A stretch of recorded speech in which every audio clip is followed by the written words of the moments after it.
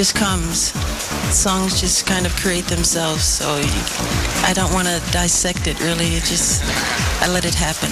That is Michael Jackson in 1986, picking up a Grammy Award for We Are the World. Welcome back to Celebrity Expose. I'm Tony Potts. You know, the chances of Michael Jackson ever reaching those heights again are slim. But no question, he has his diehard fans worldwide, and we witnessed their fanaticism firsthand.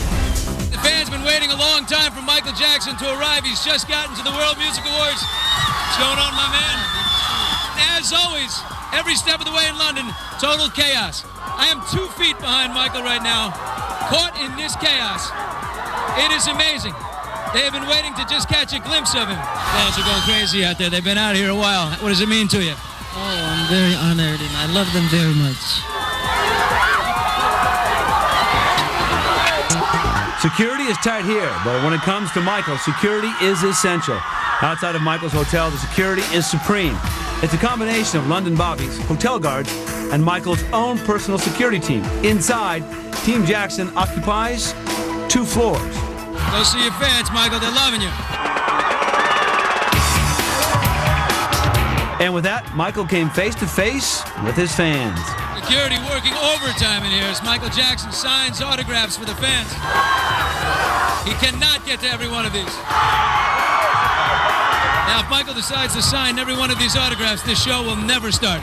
What you are seeing cannot come close to what it was like being there at the World Music Awards as Hurricane Michael whipped from the left and then to the right. What does this moment represent to you, Michael, right now? It's a dream come true. When will these people get an album from Michael Jackson, you think? I'm working on it now.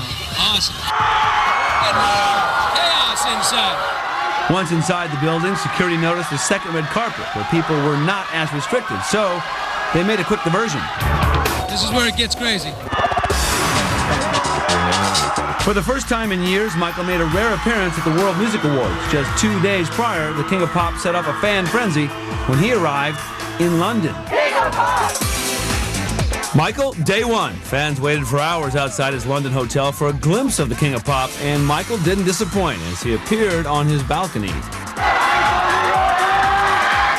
The frenzy went into overdrive when Michael emerged from his hotel to get into a waiting nondescript van. The scene, well, it would get wilder. 10 minutes later, photographers converge on the restaurant Nobu. Michael's van pulls up, and the photogs swarm. Stand back to the side, you get your chance. Now, the photogs comply, but when Michael emerges, all rules are forgotten. But Michael's relaxing dinner ended 2 hours later when he met up with the mob scene outside. It was pure madness every time Michael stepped outside. Relax a bit.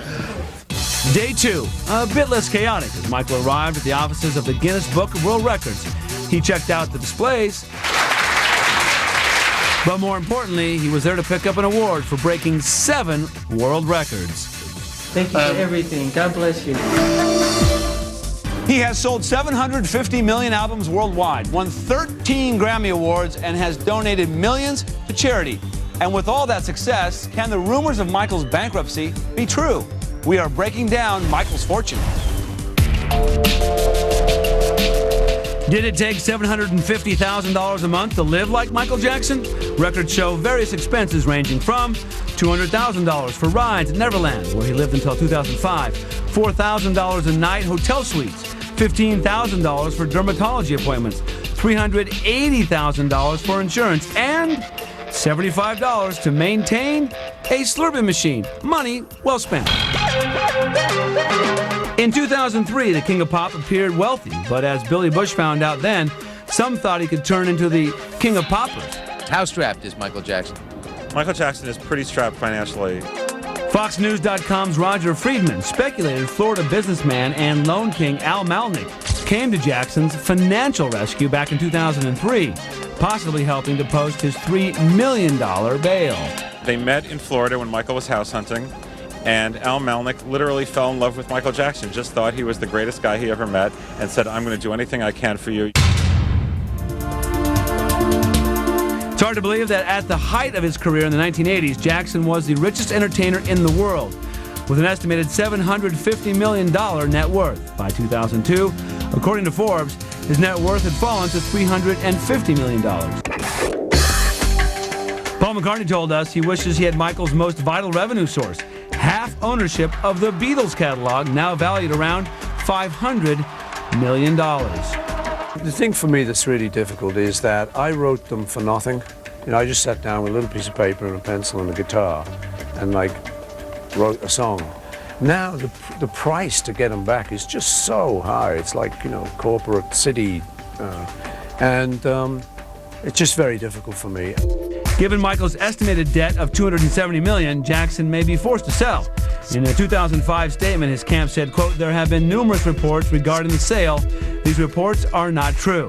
Brett Pulley, former senior editor of Forbes magazine, thinks Jackson's music investments could save him from financial ruin. It would be a great move if he could hold on to those assets because they are substantial. They're massive. It may be his only way out. Selling may be his only way out.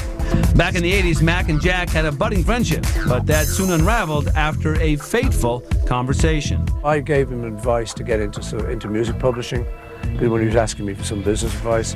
And I thought he was joking. He sort of said, "I'm going to get yours." And I thought, hey, good one.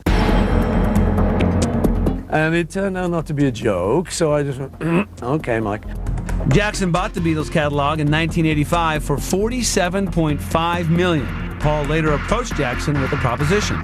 So I wrote him a letter, and I said, okay, you know, I've been with this company you now own for 30 years, and we've had great success. How's about varying my deal? It's what you do for good guys. And he never answered my letter, you know, so it was like, In 2 minutes, early Michael Jackson, his childhood spent in the spotlight. How did that affect Michael as he grew older? Then Janet, Jermaine, Tito, LaToya, where are the Jacksons now? And later, can Michael return to the top? The experts weigh in. That's all when Celebrity Expose returns.